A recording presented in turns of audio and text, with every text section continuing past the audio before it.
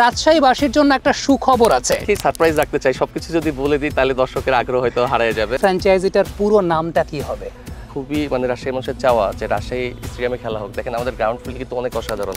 আসসালামু আলাইকুম, আমি ঠিক এই মুহূর্তে দাঁড়িয়ে আছি রাজশাহী বিভাগীয় স্টেডিয়ামে। একটু আশেপাশের দৃশ্যটা দেখাও। রাজশাহী বিভাগীয় স্টেডিয়াম, এবং এত সুন্দর একটা স্টেডিয়াম যেটার আউটফিল্ডটা খুব সুন্দর, উইকেট খুব ভালো। আমার ঠিক ওই পাশে রাজশাহী বিভাগীয় এনসিএল দলটা প্র্যাকটিস করছে। তবে রাজশাহীবাসীর জন্য একটা সুখবর আছে, সেই সুখবরটা দিতেই ঠিক এই মুহূর্তে রাজশাহী বিভাগীয় স্টেডিয়ামে আমি চলে এসেছি। সেই সুখবরটা হচ্ছে দীর্ঘ 5 বছর পর বাংলাদেশ প্রিমিয়ার লিগ বিপিএলে রাজশাহীর কোনো একটা দল পার্টিসিপেট করতে যাচ্ছে। কোন সেই দল, সেই দলের নাম কি, সেই দলের ভিশনটা কেমন থাকবে, সামগ্রিক বিষয় নিয়ে আমি কথা বলতে চাই। আমার ঠিক এই পাশেই রাজশাহী ফ্র্যাঞ্চাইজির প্রাউড ওনার ইমতিয়াজ দীপন ভাই উপস্থিত রয়েছেন। দীপন ভাই, আপনাকে আমন্ত্রণ অনফিল্ডের পর্দা, এবং থ্যাংক ইউ ভেরি মাচ এরকম চমৎকার একটা হসপিটালিটি প্রদানের জন্য। সবার আগে জিজ্ঞেস করতে চাই, হাউ ইউ আর ফিলিং, আপনি কেমন অনুভব করছেন এই মুহূর্তে? অসাধারণ আসলে। রাজশাহীতে বিগত 3টা সিজন যেহেতু খেলে নাই, রাজশাহীর সবার ইচ্ছা ছিল যে রাজশাহীতে বিপিএলে রাজশাহী টিমটা পারফরমেন্স করুক। কারণ আমাদের রাজশাহীর যে দর্শকরা আছে তাদের বিপিএল চলাকালীন কাকে সাপোর্ট করবে এরকম কোনো দলকে যেহেতু সাপোর্ট করতে পারে না, তো সেই তো দেখা যাচ্ছে যে টুর্নামেন্টের থেকে একটা টুর্নামেন্টের আকর্ষণটা আসলে উত্তরবঙ্গের মানুষের কাছে একটু কমে যায় আর কি। তো সেই থেকে একটা প্রাণের দাবি ছিল রাজশাহীর যারা ফ্যান আছে যে রাজশাহী ফ্র্যাঞ্চাইজি বিপিএল অংশগ্রহণ করুক। মাশাআল্লাহ আমরা চেষ্টা করেছিলাম বিসিবি নিয়ম অনুযায়ী যে পেপারসগুলো সাবমিট করার, এবং তারা আমাদেরকে জানেন যে অলরেডি গ্রিন সিগন্যাল দিয়েছে, এবং আমাদের ভ্যালেন্টাইন গ্রুপ থেকে আমাদের যে টিমটা আমরা এবার অন করতেছি রাজশাহী। আমি চাই যে এটা শুধু আমার না, আমি হয়তো পিছন থেকে নেতৃত্ব দিচ্ছি, কিন্তু আমি এটা রাজশাহীবাসী এই টিমটা অন করবে, এটাই আমার চাওয়া। যে কোনো একটা ফ্র্যাঞ্চাইজি টিম, আমরা জানি যে ওয়ার্ল্ড ওয়াইড ফ্র্যাঞ্চাইজি ভিত্তিক ক্রিকেট লিগ খেলা হয়, কিন্তু প্রত্যেকটা টিমের একটা ভিশনের জায়গা থাকে। আপনি এবার যে টিমটার দায়িত্ব গ্রহণ করেছেন, আপনার কাছে কি মনে হয় আপনার স্পেসিফিক ভিশন কি কি থাকবে? আমার মেন গোলটাই হচ্ছে যে ক্রিকেটটা শুধু বিপিএল চলাকালীনই না, আমাদের অন্যান্য যেটা হয় ইন্ডিয়াতে দেখবেন যে চেন্নাইয়ের ফ্র্যাঞ্চাইজিটা ওরা সারা বছর ধরে কিছু শিডিউল থাকে, যেমন স্পিনার হান্ট, পেস বলার হান্ট বা ব্যাটসম্যান। তো আমার ইচ্ছা আছে যে আমাদের উত্তরবঙ্গের যে 8টা জেলা শহর আছে, আমরা প্রত্যেকের জায়গাতেই সারা বছর ধরে ক্যাম্পেইন করতে চাই। লেগ স্পিনার হান্ট, পেস বলার হান্ট, এইরকম কার্যক্রমগুলো আমাদের চালানোর একটা ইচ্ছা। আর সেই সাথে আমাদের খুবই রাজশাহী মানুষের চাওয়া যে রাজশাহী স্টেডিয়ামে খেলা হোক। দেখেন আমাদের গ্রাউন্ড ফিল্ড কিন্তু অনেক অসাধারণ। আমি হাঁটছি, আমি সেটাই ফিল করছিলাম। দেখেন আমরা যখন আসলে কিছু ফ্যাসিলিটিস যদি আমরা একটু ইমপ্রুভ করতে পারি তাহলে এটা খুবই সম্ভব। দেখেন জিম্বাবুয়েতে খেলা হচ্ছে, টি10 হচ্ছে, টি20 হচ্ছে, ওদের ওখানে যে খুব বেশি ফ্যাসিলিটিস তা কিন্তু না। আবার আমাদের দেশের প্লেয়ার এবং ফরেন প্লেয়াররা ওখানে গিয়ে কিন্তু ঠিক পারফর্ম করতেছে। আসলে আমাদের দেশের ক্ষেত্রে আমরা একটা ইনিশিয়েটিভ যদি নিতে পারি যে না, আমরা খেলাটাকে হোম অ্যাওয়ে ভিত্তিতে ছড়িয়ে দিব, তো আমার মনে হয় বিপিএল এর জন্য এবং বাংলাদেশ ক্রিকেটের জন্য অনেক বেশি উপকৃত হবে।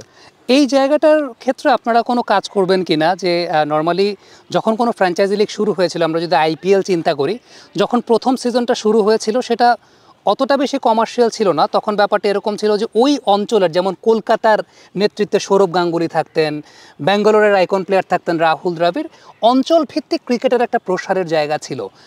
আপনার কি এরকম কোনো পরিকল্পনা আছে কিনা যে এই অঞ্চলের ক্রিকেটার যারা আছেন তাদেরকে একটা প্রায়োরিটি প্রদান করা? অবশ্যই। আপনি দেখবেন যে রাজশাহীতে কিন্তু অনেক ক্রিকেটার আছে, এবং আপকামিং ক্রিকেটার উঠে আসছে যারা প্রিমিয়ার লিগে খুব ভালো পারফরমেন্স করছে, যারা কিন্তু একটা জায়গা থেকে, যেহেতু রাজশাহীর টিম ছিল না, তারা সুযোগ পেত না, অন্যান্য দল তাদের প্রতি হয়তো আগ্রহ দেখাতো না। তো অবশ্যই আমার ক্ষেত্রে অবশ্যই রাজশাহীর যারা প্লেয়ার আছে তাদেরকে ফার্স্ট প্রায়োরিটি থাকবে, এবং আমার মেন ভিশনটাই হচ্ছে ইয়ং প্লেয়ারদেরকে প্রমোট করা, আন্ডার 19 লেভেলে যারা আছে তাদেরকে প্রমোট করা। এবং অবশ্যই আমাদের শুধু রাজশাহী না, রাজশাহী তো 8টা জেলা নিয়ে আর রাজশাহী, আমি চাইবো 8টা জেলা থেকে যে প্লেয়ারগুলো আছে প্রমিজিং প্লেয়ার, তাদেরকে দলে অন্তর্ভুক্ত করার জন্য।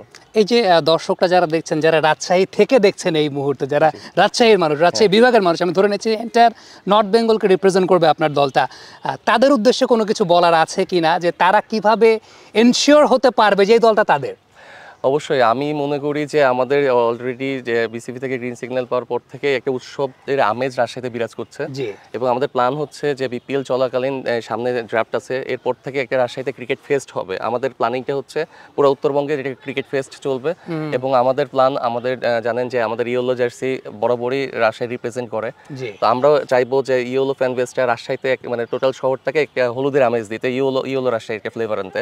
এবং আমাদের বেশ কিছু পরিকল্পনা আছে এটাকে ছড়িয়ে দেওয়ার জন্য ফ্যান বেসে। আমরা মিনিমাম চাষের বড় বড় 4টা জায়গাতে জায়ান্ট স্ক্রিন বসাতে চাই যেখানে সবাই খেলা দেখবে এবং রাজশাহী ইউনিভার্সিটি অথবা রুয়েটে তারা যদি পারমিশন দেয় ওখানে আমরা একটা ফ্যান গ্যালারি করে ওখানে একটা ব্যবস্থা করতে চাই যারা একসাথে খেলা দেখতে পারে।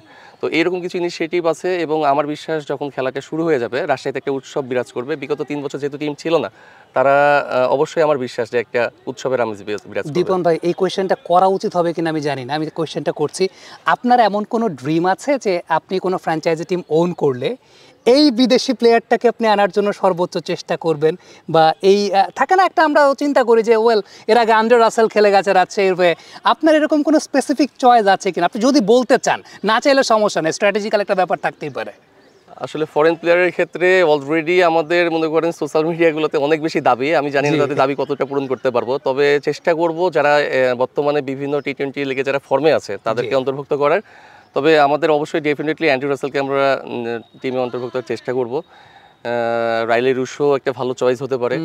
তো আমি বাদ বাকিগুলো একটু হিডেন রাখি, সারপ্রাইজ রাখতে চাই। সবকিছু যদি বলে দিই তাহলে দর্শকের আগ্রহ হয়তো হারিয়ে যাবে। এক্স্যাক্টলি। তবে দর্শকদের কাছে আমি একটু কমেন্ট বক্সে জানতে চাই, আপনারা কমেন্ট বক্সে যারা রাজশাহীবাসী আছেন কিংবা যারা রাজশাহী ফ্র্যাঞ্চাইজিটাকে মনে প্রাণে ধারণ করেন, তারা আসলে কোন কোন বিদেশি খেলোয়াড়দেরকে নিজেদের রাজশাহীর জার্সিতে দেখতে চান সেটা আপনারা লিখে পাঠাতেই পারেন, হয়তো বা সেখান থেকে রাজশাহী ফ্র্যাঞ্চাইজি একটা সাজেশনের জায়গাটা পেয়ে যাবে। দীপন ভাই, আরেকটা জায়গা একটু জিজ্ঞেস করতে চাই, সেটা হচ্ছে শুধুমাত্র তো প্লেয়ার না, একটা খেলার সাথে বা একটা ফ্র্যাঞ্চাইজি লিগের সঙ্গে অফিসিয়ালস, কোচিং স্টাফস, এটাও একটা অনেক জড়িত থাকার ব্যাপার।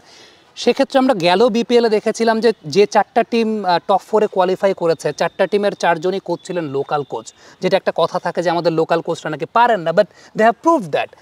সেক্ষেত্রে রাজশাহীতে এই কোচিং ম্যানেজমেন্টের জায়গাতে লোকালদেরকে আপনার প্রায়োরিটি দেওয়ার কি ইচ্ছা আছে? অবশ্যই। আমি যেহেতু রাজশাহীকে রিপ্রেজেন্ট করছি, রাজশাহীতে অনেক অপরচুনিটি আছে যারা অন্য বিভাগে হয়তো তাদেরকে সুযোগ দেয় না। আমি চেষ্টা করব অফিসিয়াল যারা থাকবে, কোচ, জি, assistant coach, bowling coach, fielding coach থেকে শুরু করে টোটাল অফিসিয়াল যারা থাকবেন, এটা আমি চাইবো রাজশাহী থেকে আসুক এবং ডেফিনেটলি এটা আমাদেরকে টিম প্ল্যান। আমরা চেষ্টা করব রাজশাহীর যারা যোগ্য আছেন, যারা কোচ হিসেবে অবশ্যই থাকলে ভালো হয় এরকম কাউকে নির্ধারণ করার। সর্বশেষ যে কোশ্চেনটা করতে চাই, যেটার জন্য অধীর আগ্রহে অনেকে অপেক্ষা করছেন, আসলে ফ্র্যাঞ্চাইজিটার পুরো নামটা কি হবে? আসলে আমরা চেয়েছিলাম রাজশাহীর মানুষ টিমটাকে ওন করুক, তো আমাদের একটা ফ্যান বেজে অলরেডি ঘোষণা ছিল যে রাজশাহীর নামটা কি হতে পারে। অনেকেই অনেক নাম সাজেস্ট করেছেন, তবে সবচেয়ে বেশি ভোট পড়েছে দুর্বার রাজশাহী। দুর্বার রাজশাহী বলতে বোঝাচ্ছে যে উদ্যম, চঞ্চল এবং আমরা থেমে থাকার না, আসলে আমরা বাঁধ ভাঙা একটা মানে আবহাওয়া থাকবে যেখানে আমাদের টিমটা যখন নামবে মাঠে তো কোনো কিছু তারা ভয় করবে না, তারা ডেফিনেটলি মাঠে খেলবে এবং দুর্বার রাজশাহী ভালো কিছু করবে। তো আমার মনে হয় দুর্বার রাজশাহীর বিষয়ে বেশি মানুষের ভোট ছিল, তো শেষ পর্যন্ত আমরা হয়তো বা দুর্বার রাজশাহীটাকেই সিলেক্ট করতেছি আমাদের টিমের নাম হিসেবে। দুর্বার রাজশাহী, তার মানে এই বছর বিপিএলে রাজশাহীর যে ফ্র্যাঞ্চাইজি তার নাম হতে যাচ্ছে দুর্বার রাজশাহী, এবং আমরা এক্সপেক্ট করব দীপন ভাই যে রাজশাহী দুর্বার পারফরমেন্স করবে, তারুণ্য উদ্দীপ্ত একটা দল থাকবে এবং সেই সঙ্গে চমৎকার পারফরমেন্সের দল রাজশাহীর মানুষকে বিমোহিত করবে, পুরো দেশের মানুষকে বিমোহিত করবে। আমরা একটু স্টেডিয়ামটা দর্শকদেরকে দেখাই, এখন ঠিক যে জায়গাটায় আছি এই জায়গা থেকে স্টেডিয়ামের একটা ভালো ভিউ আমরা পাবো। যে বিষয়টা দীপন ভাই বলছিলেন যে রাজশাহী স্টেডিয়ামে যদি বাংলাদেশ প্রিমিয়ার লিগের খেলা আয়োজন করা যায়, বাংলাদেশ ক্রিকেট বোর্ডের টেবিলে সেই আলোচনাটা ঠিক এই মুহূর্তে চলতেই পারে, কারণ বিপিএলকে আমরা যত বেশি ডিসেন্ট্রালাইজ করতে পারবো তত বেশি সেই আমেজটা কিন্তু আসবে এবং সেই সঙ্গে রাজশাহীবাসী যারা আছেন তাদের কিন্তু অনেক দিনের একটা প্রাণের দাবির জায়গা। দীপন ভাই, থ্যাংক ইউ ভেরি মাচ আমাদেরকে সময় দেওয়ার জন্য এবং থ্যাংকস ফর দ্য হসপিটালিটি। আপনার আমন্ত্রণে আমরা অনফিল্ডের তরফ থেকে রাজশাহীতে এসেছি। Definitely will be connected with you in any kind of support. বাংলাদেশের ক্রিকেটে আপনি সবসময় ছিলেন, আপনি এত কষ্ট করে আসছেন, এটা আমরাও অনেক ফিলিং প্রাউড আর কি। Thank you, it's an honour. এবং দর্শক, দুর্বার রাজশাহী নিয়ে আপনাদের যে কোনো মন্তব্য, যে কোনো মতামত আপনাদের কাছ থেকে প্রত্যাশা করছি। অসংখ্য ধন্যবাদ আমাদের সঙ্গে থাকার জন্য।